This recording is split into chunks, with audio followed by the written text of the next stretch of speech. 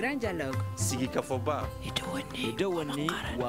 grand dialogue, l'émission de débat du studio Tamani sur votre radio. Sigi Kafoba, le grand dialogue. Situation des écoles catholiques, de l'accalmie pour l'année scolaire prochaine, c'est le thème du grand dialogue de ce soir. Une convention a été signée en 1972 entre les écoles catholiques et le gouvernement du Mali. Le texte prévoit que l'État malien prenne en charge le salaire des enseignants des écoles de l'Église catholique à hauteur de 81%. Ainsi, courant 2024, les autorités de la transition ont décidé de suspendre cette subvention. Celle-ci évoque comme raison principale l'égalité des citoyens et la laïcité par la Constitution. Difficile donc de subventionner certaines écoles au détriment d'autres, a indiqué Shogel Kokala Maïga. Suite à cette décision, l'Église catholique a menacé de fermer toutes ces écoles pour la rentrée prochaine. Cependant, un compromis a été trouvé pour l'année scolaire 2024-2025. Pourquoi l'État subventionné et pour quel intérêt? Quel est l'apport des écoles privées catholiques au système éducatif malien? On en parle dans ce grand dialogue avec nos invités. Luis Diara, secrétaire permanent de la Direction nationale de l'enseignement catholique, qui devait participer par téléphone mais reste injoignable. Abel Touré, secrétaire administratif de la Fédération nationale des associations des parents d'élèves et étudiants du Mali. Dr Seydou Kanté, spécialiste en droit du travail et de la sécurité sociale. Madi Dambélé, secrétaire aux revendications du syndicat de l'enseignement privé catholique. Au téléphone à la présentation, je suis Mrana Kilomaïga, invité auditeurs, téléspectateurs. Vous qui nous suivez sur 85 radios et 3 télévisions. Bonsoir et bienvenue. Le grand dialogue. On va commencer avec vous, Abel Touré, secrétaire administratif de la Fédération nationale des associations des parents d'élèves et étudiants du Mali. Comment est née l'idée de la signature d'une convention entre l'État et l'Église catholique? Très bien, merci Monsieur Maïga. Moi, je suis Abel Touré, vous l'avez dit tout à l'heure, je suis membre de la Fédération nationale des associations des parents d'élèves et étudiants du Mali. Donc je suis là à ce titre, mais j'ai une double casquette. Je suis aussi un ancien enseignant de l'enseignement privé catholique. J'ai enseigné 30 ans et j'ai pris la retraite en 2009. Donc je sais ce que c'est. J'ai moi-même été éduqué dans les écoles de l'enseignement privé catholique. J'ai servi dans l'enseignement privé catholique depuis 1968 jusqu'à ma retraite. Maintenant, comment est née la subvention entre l'Église et l'État? C'est parce que l'État s'est rendu compte que les écoles catholiques étaient d'intérêt, d'utilité publique, comme on dit. Et à ce titre, l'État a alloué une subvention à hauteur de 80%, vous l'avez dit, à l'époque, en 1972, pour aider les écoles de l'enseignement privé catholique. Mais je m'en vais tout de suite faire une correction, parce que je m'étonne que les premières autorités même estiment qu'il y a un devoir de justice et de, comment dirais-je, d'égalité entre les religions. C'est là que je suis fortement étonné, parce que l'enseignement privé catholique n'est pas une école confessionnelle. L'enseignement privé catholique n'a pas d'école confessionnelle. On n'y enseigne pas la religion chrétienne. Pas du tout. C'est le programme strictement malien, le programme du ministère de l'Éducation nationale qui est enseigné dans toutes les écoles de l'enseignement privé catholique. Pourquoi dit-on école catholique? École catholique parce que ça relève de l'administration de l'Église catholique, point barre. Mais on n'y enseigne ni religion, ni catéchisme, ni prosélytisme pour la religion catholique. Mais est-ce, si l'État dit pour l'égalité de la laïcité, est-ce que cela veut dire qu'on parle de religion? Est-ce que ce n'est pas dit tout simplement parce qu'il y a des écoles également coraniques dans les madrasas?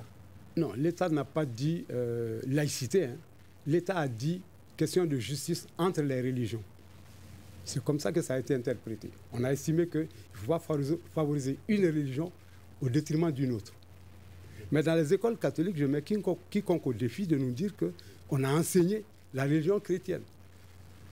Et récemment, j'ai entendu un vocal de quelqu'un qui disait « chrétien dîner calançou ». Chrétien dîner calançou, c'est-à-dire? Non, non, ce n'est pas des écoles où on apprend la religion chrétienne. La preuve, si vous consultez les effectifs de l'enseignement catholique, il y a plus de 80% de musulmans. Plus de 80%. D'accord, mais que dit les textes qui prévoyaient cette subvention de Voilà justement, les textes qui prévoient la subvention ont reconnu que l'enseignement privé catholique ouvre des écoles qui sont d'utilité publique et qu'il faut venir en aide à ces écoles-là. Pourquoi? Parce que les écoles sont construites par l'enseignement privé catholique. L'État n'a pas un franc dans la construction des infrastructures.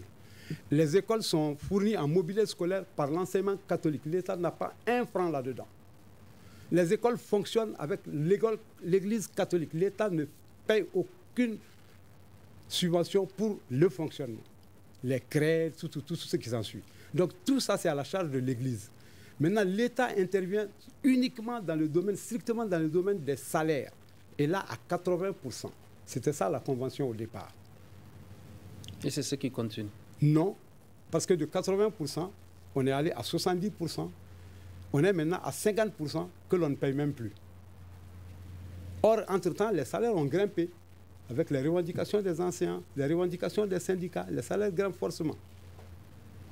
Les enseignants de l'enseignement privé catholique, en majorité, ce sont des musulmans. Ce ne sont pas des chrétiens qui enseignent là-bas. Hein. La plupart, ce sont des musulmans. Les directeurs d'école, il y en a plein, ce sont des musulmans, ce ne sont pas des chrétiens. Les élèves, je n'en parle pas, je vous ai dit, il y a 40 000 élèves. Sur ces 40 000, vous avez entre 80, 85, sinon 90% d'enfants musulmans. Les professeurs, ils sont 1645. L'enseignement privé catholique existe depuis 135 ans, c'est-à-dire depuis 1889. Donc, vous voyez, si c'était pour vraiment prêcher la religion chrétienne, en 135 ans, on aurait fait beaucoup de chrétiens. Hein. Si on enseignait la religion chrétienne dans les écoles, ça fait 135 ans que ça marche. Et il y a 138 écoles. Nous, j'interviens en tant que membre de la FENAPEM parce que nous, notre préoccupation, c'est de défendre les intérêts matériels et moraux de nos enfants qui sont dans ces écoles-là. D'accord, tout à fait. Cette convention signée entre l'Église catholique et le gouvernement pour prendre en charge les enseignants jusqu'à hauteur de 80%, qui est réduit selon vos explications jusqu'à 50% et qui n'est pas encore payé. Est-ce que cette suspension vous a surpris? Quel est l'intérêt de cette suspension? Est-ce que cette suspension vous a surpris? Énormément et désagréablement. Parce que, bon, sans crier gare, sinon c'est dit dans la convention entre l'Église et l'État, que si une des parties souhaite dénoncer la convention, c'est-à-dire trouve que la convention, ça ne va pas, ou en tout cas trouve des irrégularités, elle a 6 mois pour prévenir l'autre partie. C'est ce qui est dit dans la convention, écrit noir sur blanc. 6 mois pour dire, bon, nous dénonçons la convention, nous ne sommes plus d'accord, ou bien nous voulons la rélecture de la convention. Voilà ce qui est. Donc ça nous a fortement surpris. Seydou Kanté, les autorités avaient décidé à l'époque d'accompagner les enseignants catholiques jusqu'à hauteur de 80% de salaire. Et aujourd'hui, c'est à 50% selon les explications de Touré. Est-ce que les réalités d'alors et celles d'aujourd'hui sont les mêmes? Merci beaucoup, très cher ami Maïga. Je dis bonsoir aux auditeurs, à mon co-débatteur en présentiel et en ligne, M. Touré et M. Dambélé. Effectivement, c'est un débat d'actualité. Enseignant de profession, ma fonction, c'est que je suis enseignant du supérieur. Effectivement aussi, j'ai souvent eu l'occasion d'intervenir à l'université catholique ICAO et dans d'autres structures privées dans mon domaine, puisque j'évolue dans le droit privé.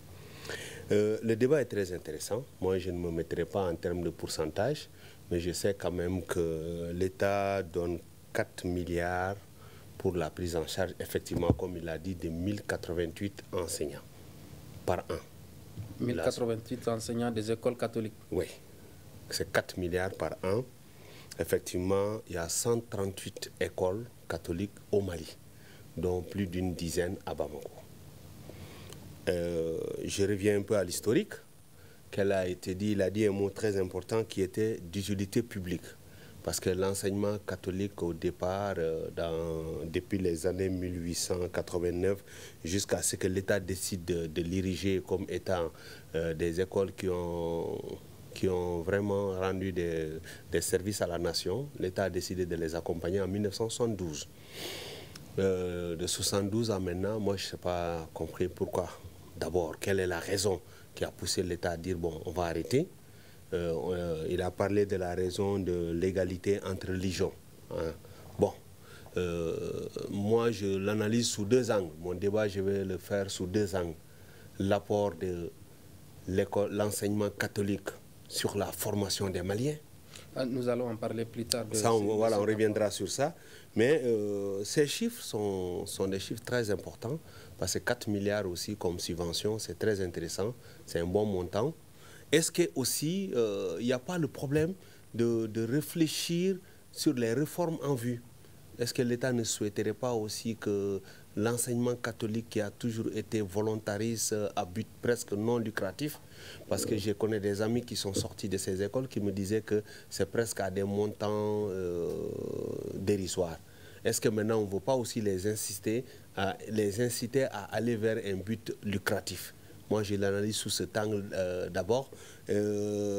Effectivement, il a dit 40 000 élèves. Je suis d'accord. Là où il y a la religion, ce n'est pas seulement la religion musulmane. Je pense que l'école dit d'autres confessions. C'est les 80% sont d'autres confessions. Cela veut dire que ce n'est pas forcément que des musulmans. Moi, je ne suis pas dans le débat catholique, musulman et d'autres confessions. Moi, je suis dans le débat malien.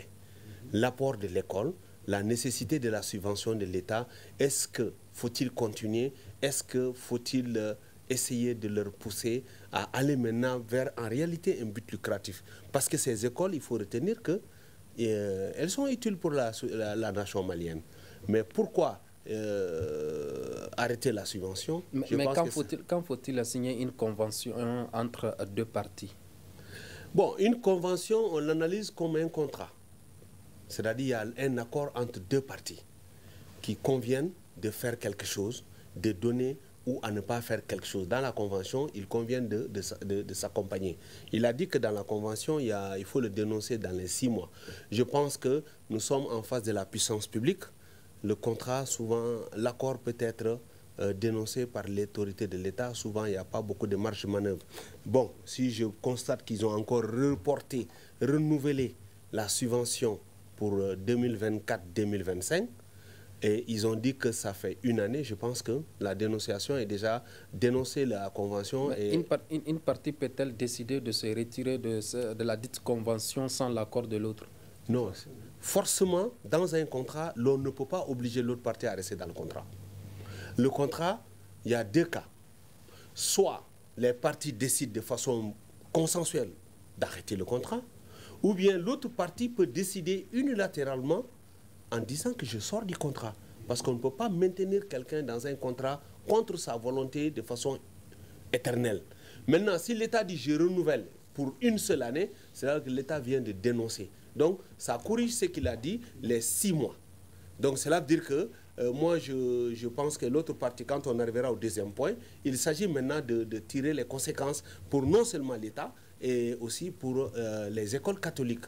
Pour les écoles catholiques. Moi, en termes de chiffres et de statistiques, du nombre de Maliens encadrés, du nombre d'enseignants utilisés, du nombre d'écoles qui existent au Mali, cela veut dire que l'enseignement catholique est très utile pour le Mali. Maintenant, pour la prise en charge, je ne me mettrai pas à la place des autorités parce que je n'ai pas la possibilité d'avoir toutes les informations qui ont poussé les autorités à sortir. Mais ce qui est intéressant de savoir, c'est que l'on peut dire ici que 40 000 élèves, 4 milliards par an, 138 écoles, de 1972 à nos jours de subventions, c'est un montant très important. Donc je pense que ça, pour le premier point, on va essayer d'aller sur ça. Mais la dénonciation de la convention, maintenant, ça ne pose plus de problème. Il s'agit maintenant de réfléchir quel est le sort, qu'est-ce qu'il faut faire pour pérenniser l'enseignement des écoles catholiques et qu'est-ce qu'il faut faire pour que les écoles catholiques puissent continuer à servir loyalement le Mali. Je pense que le débat n'est pas dans la religion, le débat c'est dans l'utilité de ces écoles pour le Mali et pour les Maliens, puisque c'est maintenant notre slogan. Madi Dambélé, pourquoi dès l'annonce de cette manne financière de l'État, du moins, vos emplois ont été vite menacés? Voilà, parce que, bonsoir tout le monde d'abord, je salue particulièrement les invités et je voudrais quand même préciser une chose. L'enseignement privé catholique a une spécificité, bien sûr. Cette spécificité, c'est une heure de catéchisme que nous étudions dans nos écoles, qui est étudiée dans nos écoles, qui ne sont pas dans les écoles publiques. C'est ça qui fait sa spécificité surtout. Et là, c'est une heure consacrée uniquement à l'étude de la religion pour les enfants chrétiens et dispensée par les chrétiens uniquement. Donc, c'était pour un peu éclaircir cette partie, ce qui fait la spécificité de l'enseignement privé catholique. Voilà. Ceci étant, et quand nous avons appris la suspension de la subvention, c'est vrai, c'était un coup dur pour nos militants, mais en fait, ce qui a amené l'État alors à la suspension, ça et les raisons, ça c'est l'État qui en connaît. Et nous, tout de suite, nous avons été avertis par nos chefs hiérarchiques qu'à partir d'octobre, nous allons perdre nos emplois. Ça crée une grande panique chez nous. Et jusqu'à la dernière minute, l'autre jour, quand le terme a été clair, pour le reporter encore. Donc c'est un ouf de soulagement que nous avons appris. Ce que je peux vous dire pour le moment. Cette menace qui pèse sur vos emplois continue toujours? Bien sûr que oui, la menace bon, en fait, le problème a été déplacé. Le problème a été déplacé. Le problème a été déplacé comment? Si en janvier, en octobre, on devrait nous licencier, mais en 2025, 2026, 2027, le licenciement est là toujours, on ne sait pas. Alors, dans tous les cas, ça dépendra du gouvernement et des évêques. Notre sort dépend d'eux. Donc, nous avons toujours la menace sur nos têtes. On ne sait pas d'abord quelle serait la position, alors si vous voulez, de l'État ou de nos chefs hiérarchiques. Donc, vous estimez que l'enseignement catholique serait donc dans l'incapacité de prendre en charge vos salaires sans l'aide des autorités? Pas du tout, pas du tout. Je ne pense pas à ça. Je ne sais pas ce qui va en dessous. Si l'enseigne à 80%, moi je suis à 2 mois aujourd'hui sans salaire. Ok. Supposons qu'il n'y a pas de subvention en 2026. Mais comment ça va se passer avec le même personnel encore? Donc ça, c'est des points d'interrogation qui sont là. Donc nous, quand même, la menace est là, au-dessus de nos militants. Comment est-ce possible que des enseignants peuvent rester 2 mois sans salaire? Il disait tantôt que lui, il est resté 2 mois sans salaire. Qu'est-ce qui peut expliquer une telle situation dans l'enseignement catholique? Très bien. Vous savez, M. Maïga, on ne peut donner que ce qu'on a. Tantôt, le docteur Kanté l'a dit, l'État subventionnait depuis 1972. Bon, je ferai tout simplement remarquer qu'en 1972, les subventions n'atteignaient même pas le milliard. Je ne pense même pas qu'en ce moment, ils atteignaient 500 millions.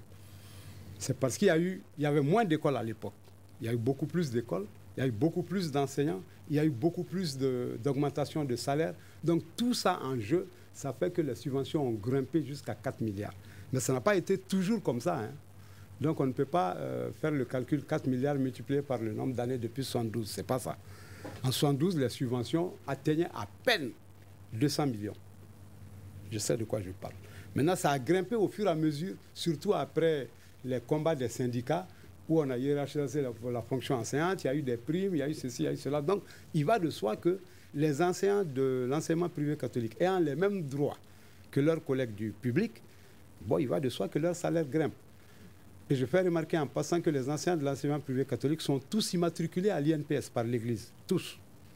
Tous sans exception. Ils sont immatriculés à l'INPS par l'Église. tout comme leurs collègues des collectivités territoriales. Donc c'est ce qui fait que les salaires ont grimpé. Et les subventions ayant baissé, il s'ensuit qu'effectivement, on ne peut plus payer les gens. Parce que ce que M. Dr Kanté a dit, c'est que l'enseignement privé catholique n'avait pas un but lucratif.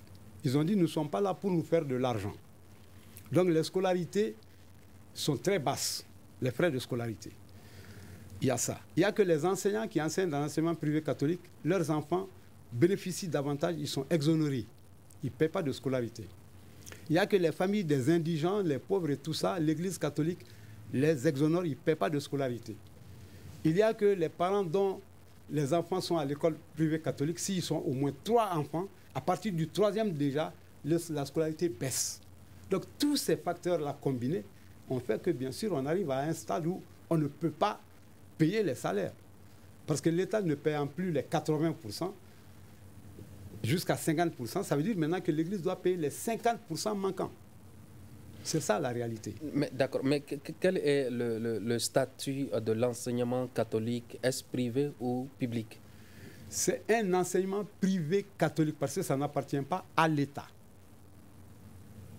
C'est clair. C'est comme les écoles privées, mais tout simplement, sauf que l'enseignement privé catholique, ces écoles-là sont sous la coupe de l'Église catholique. Mais sans qu'on y enseigne la religion catholique. Mais du fait de son statut privé, ça génère quand même des ressources financières. C'est ce qu'on a dit, c'est ce que je suis en train de vous expliquer. L'État a autorisé les écoles de l'enseignement privé catholique à percevoir des scolarités pour compléter les salaires. C'est-à-dire pour compléter les subventions que l'État donne. Bon, maintenant, l'Église aurait pu tout simplement faire du mercantilisme et dire, bon, faire le calcul. Quand vous ouvrez une école privée, vous calculez vos scolarités en fonction de vos charges. Salaire, fonctionnement, votre bénéfice, vous-même, vous calculez tout ça et vous fixez vos scolarités par rapport à ça. Pour gagner, pour ne pas sortir perdant. Mais l'Église, ce n'était pas ça le jeu, justement. D'accord. Vous avez dit tout à l'heure que les enfants des églises catholiques sont exonérés. Non, pas les enfants des églises catholiques. J'ai dit les enfants de l'enseignement, les élèves de l'enseignement privé catholique. S'il est avéré que votre famille est nécessiteuse, vous êtes exonéré de paiement de scolarité. Mais les autres sont payants? Ceux dont les parents ont les moyens, ils payent, oui. D'accord. Mais où vont donc ces ressources financières? Oui, bon, mais merci parce qu'on est... Allez-y. Les ressources financières là, sur les scolarités, je vous ai dit que l'État ne prend pas en charge le complément de salaire qui manque là. L'État paie une subvention. Il faut compléter pour que le salaire soit entier. Vous comprenez ça au moins? Ça, si l'État paye même jusqu'à 50%, les 50% du salaire qui paye, c'est l'Église. Ou bien, pour que l'enseignant soit dans ses droits. Vous êtes d'accord avec ça? Maintenant, le fonctionnement de l'école, les constructions des écoles, les réhabilitations des classes, les mobiliers scolaires, tout ça, c'est l'Église. L'État n'intervient pas dans ce domaine-là. Oh, Seydou, comment créer une école et tendre la main aux autorités? Bon, merci. Moi, je suis buté à des statistiques annoncées, parce que l'on dit que les 4 milliards, c'est pour la prise en charge de 1088 enseignants. Et l'effectif total, c'est 1645. Donc, quand on fait le calcul, ce qui reste, c'est à peu près 500 et quelques. Donc, ce n'est même plus 800, c'est plus de la moitié. Donc, les 4 milliards ne sont pas destinés pour la prise en charge des moitiés, c'est plus de la moitié. Parce que quand on fait le calcul entre 4 milliards pour la prise en charge d'un effectif de 1088 enseignants sur 1645, cela veut dire qu'on est presque à 560 et quelques enseignants que les écoles catholiques prennent en charge. Donc la subvention dépasse 50% des enseignants. Mais ce que je voudrais dire, je reviens à l'esprit. Selon les recherches, ça a été démontré que c'est des écoles privées catholiques à moindre coût, mais qui fait la distinction entre ceux qui peuvent prendre en charge, en écoutant M. Touré, et ceux qui ont les moyens de payer. Naturellement, c'est sur la base des inscriptions des autres qui ont les moyens que l'Église va essayer de continuer le reste de la prise en des salaires des autres enseignants, n'est-ce pas? Donc c'est ça le mécanisme. effectivement, il y a beaucoup de social, mais moi je me dis, puisqu'il y a déjà une autre source d'entrée, je ne sais pas, je ne suis pas dans les secrets des décideurs, pourquoi ils ont décidé d'arrêter en 2024, alors qu'ils sont là-dessus depuis 1972. Je suis sûr que c'est en 1972, ce n'était pas 4 milliards, mais les 4 milliards, c'est la subvention qui existe actuellement et présentement pour l'Église catholique. Naturellement, le budget du Mali, c'est plus de 2000 milliards aujourd'hui. Au départ, ce n'était pas 500. Naturellement, c'est avec beaucoup d'autres paramètres. Mais ce que moi, je souhaite rappeler ici, nous sommes en face d'un problème plus sérieux. Le problème, il y avait le problème de la dénonciation du contrat, de la convention qui les liait 6 mois avant. Maintenant, l'État vient de dire de façon ferme dans une année. Est-ce que faudrait-il pas réfléchir comment pérenniser ces écoles privées catholiques qui sont d'utilité publique? Parce qu'en ce moment, il faudra réfléchir de l'école à but presque non lucratif, je dirais maintenant presque non lucratif parce qu'il y a certains qui payent, et maintenant à une école privée qui peut se prendre en charge.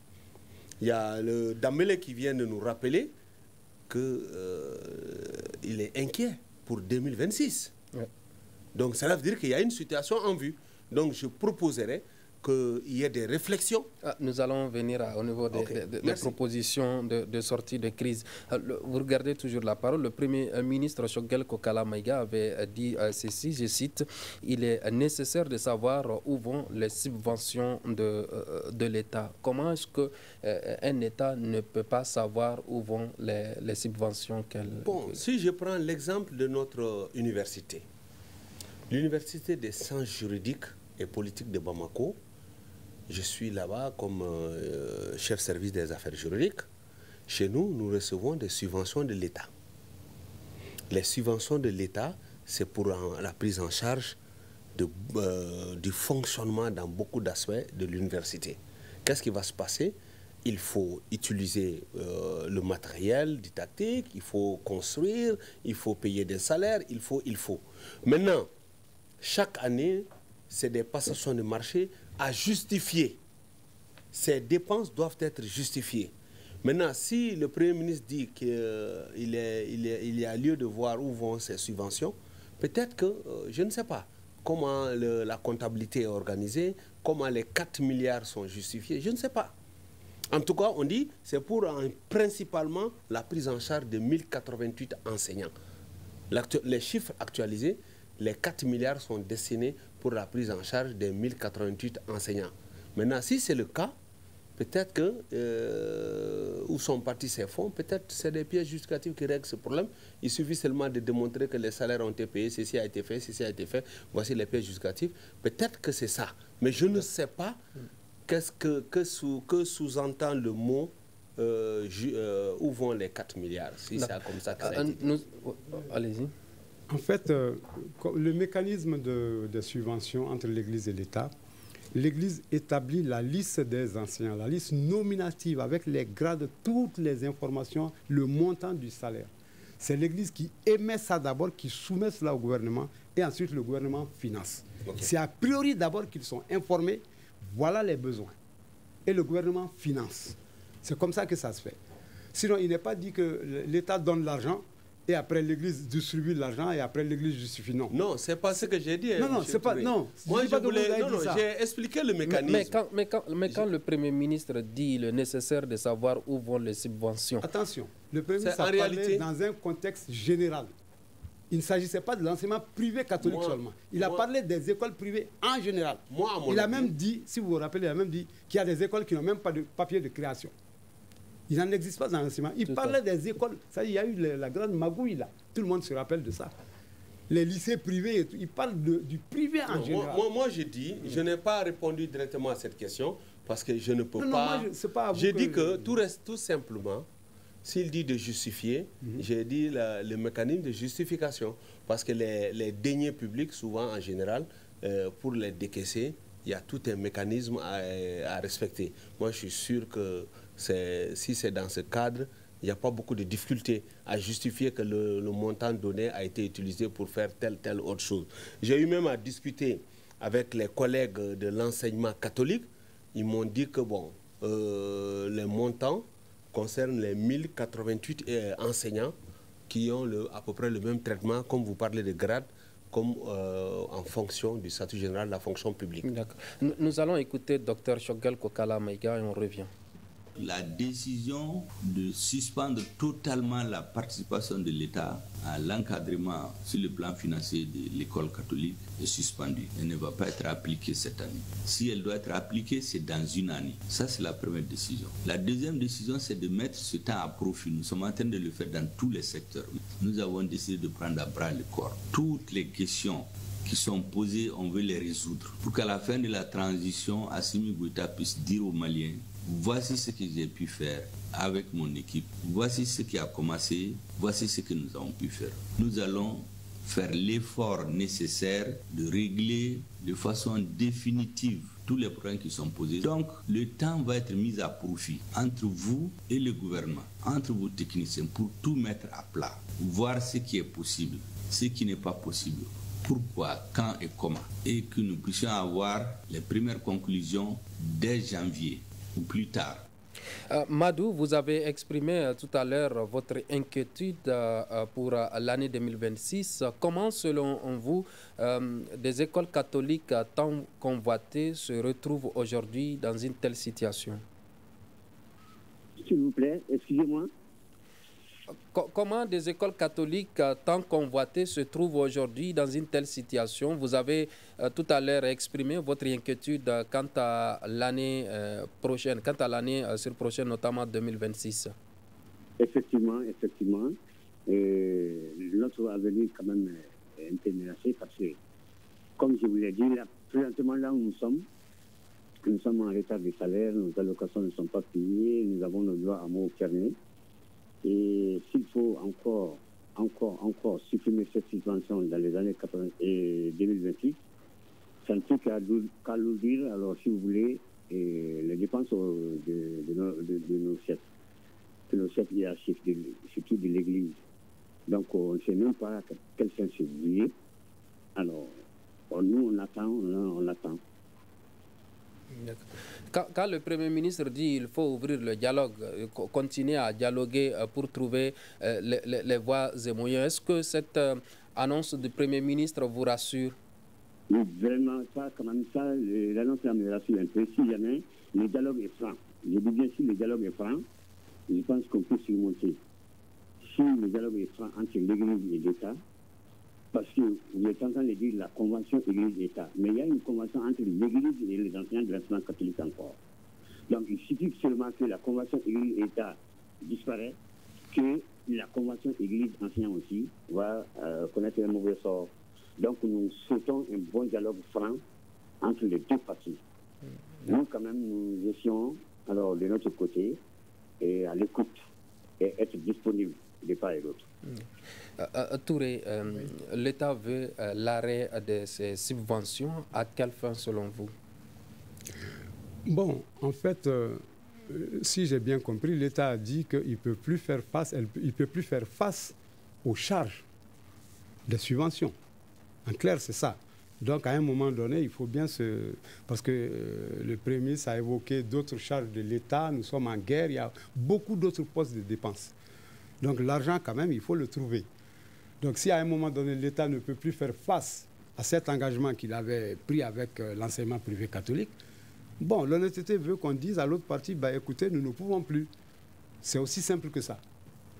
Maintenant, c'est à l'Église, comme l'a dit le docteur Kanté, c'est à l'Église maintenant de revoir comment on peut changer notre façon de faire. Est-ce que maintenant, il faut revenir au statut d'école privée pure et dure? Ça, on fait comme toutes les écoles privées. On monte les scolarités, on paye, il n'y a pas d'exonération, voilà. Il avait tenté de répondre à un moment donné, je le dis, on va revenir sur l'apport des écoles privées catholiques dans le système éducatif malien. Quel est, selon vous, l'apport de ces écoles privées dans le système éducatif? Bon, vous savez, moi-même, je suis un des fruits de cette école-là. Et il y a plein de millions de Maliens, de cadres maliens qui ont été formés dans les écoles privées catholiques. Je peux vous citer Maître Magatsey, qui était bâtonnier de l'ordre des avocats. Il a fait l'enseignement privé catholique avec moi au lycée Prosper. Il était élève là-bas. Je peux vous en citer plein d'autres. Madame Sikadiatousso, tous ses petits frères ont étudié dans l'enseignement privé catholique. Il y en a plein. Maître Louis Auguste Traoré. Bon, on dira lui, il est chrétien, mais lui aussi, il a été procureur général de la République. Tous ceux-ci ont passé par l'enseignement privé catholique. Il y en a plein. Hein. Beaucoup de ministres ont encore leurs enfants dans les écoles privées catholiques. Beaucoup de directeurs de services ont leurs enfants dans les écoles privées catholiques, jusqu'à présent.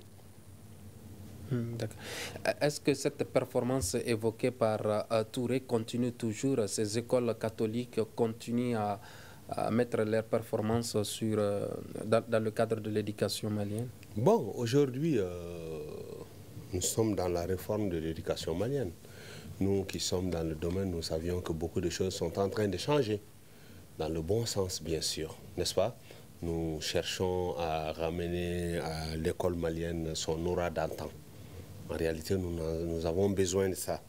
Mais lorsque moi, on me dit que j'ai une entreprise privée catholique qui a 138 écoles, 40 000 élèves, 1645 enseignants, on n'a pas besoin de parler de l'utilité de ces écoles. Mais le débat, je le redis, je ne sais pas si vous me permettez d'aller sur ce point, c'est aujourd'hui que nous réfléchissons. Parce qu'aujourd'hui, il y a deux aspects. La subvention qui a été reportée pour l'année prochaine, maintenue pour 2024-2025, et qui est dénoncée. Parce qu'on sous-entend qu'après 2025, il n'y aura plus de subvention. Est-ce qu'il faut s'arrêter là ou tenter de trouver la solution? Quelle est la solution? De réfléchir. Moi, je sais que j'ai compris, le Premier ministre incite à une réflexion pour la pérennisation de l'école catholique. Mais, je redis encore mais, parce que ces écoles sont des écoles privées, des écoles sociales et des écoles subventionnées par l'État. Donc il y a trois objectifs. Ils sont privés,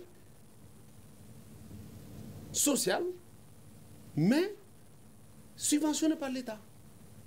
Dans les trois là, on veut enlever la subvention.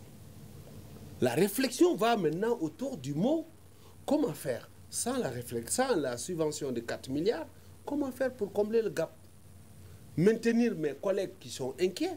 Je sais quel est le sort d'un chef de famille qui sait que dans une année, il n'y aura plus de salaire. Que Dieu nous en garde. Moi, j'ai même peur d'entendre 1 mois sans salaire, ils sont déjà à 2 mois. Donc, ça veut dire quoi? C'est de commencer à avoir un nouvel état d'esprit avec les autorités, avec les partenaires sociaux, avec les élèves et les parents. Donc, les dispositions pour pérenniser. Pour pérenniser. Naturellement, le co-débatteur Touré vient de poser des pistes par l'augmentation peut-être des frais d'inscription. J'ai un ami d'enfance, un collègue de bureau, on est ensemble tous les jours, qui est notre responsable. Il me disait que lui, il payait 3 000 francs pour sa scolarité par semestre. Ça, il m'a dit ça. Lui, il a fait l'école catholique de Falagué. Il payait 3 000 francs. Mais nous savions qu'aujourd'hui, au Mali, nous avons presque tous nos enfants, soit à l'école publique ou bien à l'école privée. 3 000 francs, ce n'est même plus des frais d'inscription. Maintenant, il s'agit de réfléchir. C'est très simple. Hein. Quand on crée une entreprise, je vais dans le droit privé. Le droit privé dit, la gestion d'une société, c'est les deux facteurs, les charges et les entrées. Pour le cas d'espèce, je propose des débats, des dialogues francs, pilotés par l'État, parce que l'État n'a pas dit supprimer les écoles, les enseignements catholiques. L'État parle de subventions. Donc, on met sur la table quel est le sort des 4 milliards que vous donnez, comment le régler. Donc, il s'agit de mettre sur la table les 4 milliards. Il y a combien d'étudiants? Quelle est la masse salariale? Quelles sont les autres charges? et maintenant répartissent ça par rapport aux sources d'entrée. Parce que dans ces écoles, principalement, ça va devenir les inscriptions, les frais de scolarité qui vont devenir les premières sources d'entrée, avant d'autres considérations. Quand même nous savions la solidarité dans ces écoles.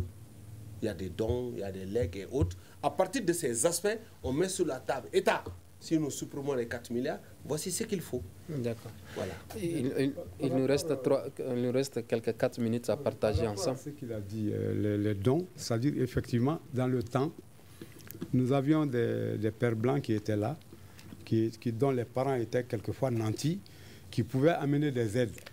Mais ça, c'est fini, ça, c'est révolu. Ces aides-là sont finies, ça, nous nous débrouillons, nous devons voler de nos propres ailes. Il n'y a plus d'aides qui viennent de l'extérieur pour les écoles. Ça c'est terminé. Mais est-ce que vous savez aussi que l'enseignement privé catholique, si vous prenez, quand on appelle la régionalisation des lycées, les lycées par région, l'enseignement privé catholique avait un cours normal à Sikasso qui formait les enseignants. Les premiers enseignants ont été formés par ce cours normal. Ils ont pris bâtiments, mobilier et tout. Ils ont remis à l'État malien cadeau, un franc symbolique, pour en faire le lycée régional de Sikasso. On va revenir vers vous pour clôturer avec vous. On va donner le temps à Madi de réagir. Madi, vous avez dit tantôt que ça fait 2 mois que vous n'avez pas vos salaires, que vos allocations familiales ne sont pas payées, vos amants sont fermés. Quand vous partez revendiquer au niveau de la direction, vous en tant que secrétaire aux revendications, qu'est-ce qu'on vous dit concrètement? Ok, à la direction nationale, bon, le direction national est de cœur avec nous. Mais tout le monde le sait, il a des moyens limités. Un directeur national de l'enseignement privé catholique, son rôle c'est quoi? C'est de chercher l'argent de la subvention et faire le dispatching au niveau des diocèses. Et lui, sa compétence s'arrête là, il n'a pas d'autres moyens. De pression, alors pour le paiement. Et lui, il ne fait que faire le dispatching de la somme au niveau des diocèses. Et chaque diocèse a, si vous voulez, un économe. Il y a un économage diocésain. Donc, quel nombre d'enseignants le diocèse de Caille, voici sa subvention. Lui, son rôle se limite là. Le diocèse national est de cœur avec nous dans tous nos combats. D'accord. Qu'est-ce qu'il faut, selon vous, pour remédier à cette situation? Bon, je pense qu'avec l'État et la direction nationale, et à les évêques, ils peuvent trouver une solution. Ce que moi je peux dire en tout cas. D'accord. Vous avez commencé à parler des solutions à venir. Comment ces écoles catholiques doivent fonctionner sans l'aide des autorités? Bon, s'il arrivait que les subventions soient carrément supprimées, c'est ce que j'ai dit tantôt, il va falloir que l'enseignement catholique révise sa façon de faire son fonctionnement. C'est-à-dire qu'on ne peut plus se permettre d'exonérer les enfants. On ne peut plus se permettre de mettre les scolarités très basses pour le social, parce qu'en ce moment, la boîte va fermer. Donc il va falloir réviser les scolarités, comme l'a dit le docteur Kanté, en fonction des charges. Et ça, je ne le souhaite pas, c'est comme ça. Mais c'est une triste réalité. Si jamais les subventions sont suspendues, donc c'est carrément enseignement privé pur et dur. On paye la scolarité, l'enfant est scolarisé. On ne paye pas, c'est comme les autres écoles privées. Ça va être carrément du mercantilisme, comme il dit. Ainsi se referme ce grand dialogue qui réfléchit sur la situation des écoles catholiques de l'Accalmie pour l'année scolaire prochaine. Et nous étions avec Abel Touré, secrétaire administratif de la Fédération nationale des associations des parents d'élèves et étudiants du Mali, Dr Seydou Kanté, spécialiste en droit du travail et de la sécurité sociale, Madi Dambélé, secrétaire aux revendications du syndicat de l'enseignement privé catholique. Nous avons eu l'accord de Louis Diarra, secrétaire permanent de la Direction nationale de l'enseignement catholique, de participer à cette émission. Mais malheureusement, à l'heure indiquée, le téléphone reste indisponible. Ce débat vous a été présenté par Imrana Akilo Maïga à la régie vidéo et mise en onde Nouhoun Agiré et Adjaratou Traoré. Merci de l'avoir suivi. À demain pour un autre débat.